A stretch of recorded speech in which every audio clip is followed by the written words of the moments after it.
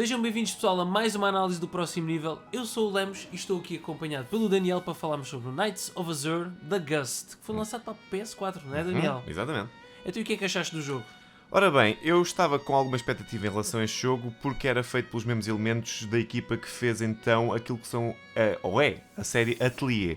Ele tem um estilo muito ao género exatamente do que o estúdio costuma fazer, no entanto explora outras áreas, ou seja, em vez de ser um RPG por turnos, é um RPG de ação onde tens vários elementos de interação ou com NPCs, mas também de exploração de cenários um bocado ao estilo Dynasty Warriors, por aí fora. Sim, muito mais ação então e pouca alquimia neste caso. Exatamente. Então, e o que é que achaste do conteúdo do geral deste jogo, Daniel? Basicamente, tu aqui jogas com Arnis, que é uma espécie de rapariga que tem poderes místicos, que está a trabalhar por uma instituição, mas que é chamada para ir proteger uma rapariga, neste caso que é a Lilith.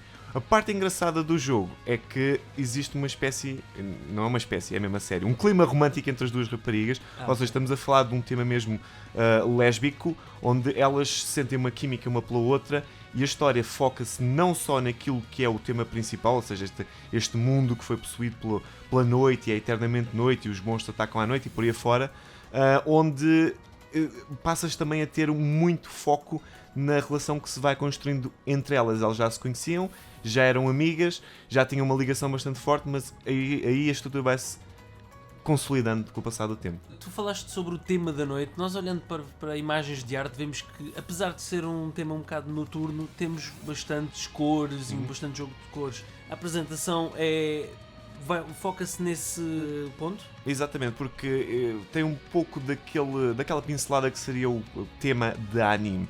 Ou seja, tens cores muito garridas, especialmente para as personagens, que têm aqueles detalhes, por exemplo, nos fatos, que são todos cheios de folhos e por aí afora. Mas de resto, os cenários em si são bastante básicos, ou seja, tu vais para uma masmorra ou para uma nova área e normalmente são todos muito lineares, são, vamos assim dizer, passas de sala em sala, que faz quase como se fosse um mundo aberto, mas naquele cenário ao estilo Dynasty Warriors. E depois tu passas grande parte do tempo com uma banda sonora que é muito boa, com vozes em japonês, mas no entanto, estando no campo de batalha, a coisa é um misto entre uma música que é ok, e também os sons dos inimigos são ok, mas na realidade depois tens a outra parte que são os teus servants, e os teus servants já têm umas vozes mais engraçadas, cada um deles como se fosse uma espécie de um dialeto diferente que ajudam a complementar. Certo. E para quem é que achas que é este jogo? É para os amantes de RPGs? É só para mais os amantes da Gust que gostam deste tipo de temas? Eu diria que é para quem gosta de RPGs de ação.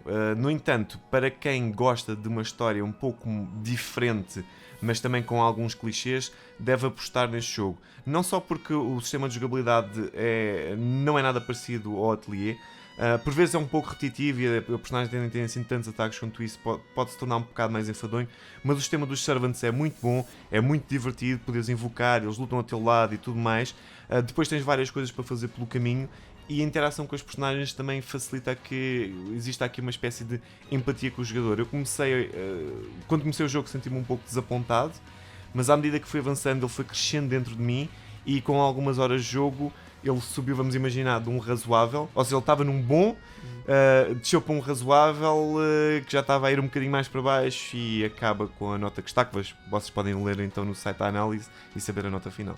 Esta foi a análise do Daniel ao Knights of Azure e vocês já sabem, para todo o tipo de informações sobre videojogos, anime, trading card game, aqui no próximo nível. Não se esqueçam de fazer like e subscribe também no nosso vídeo.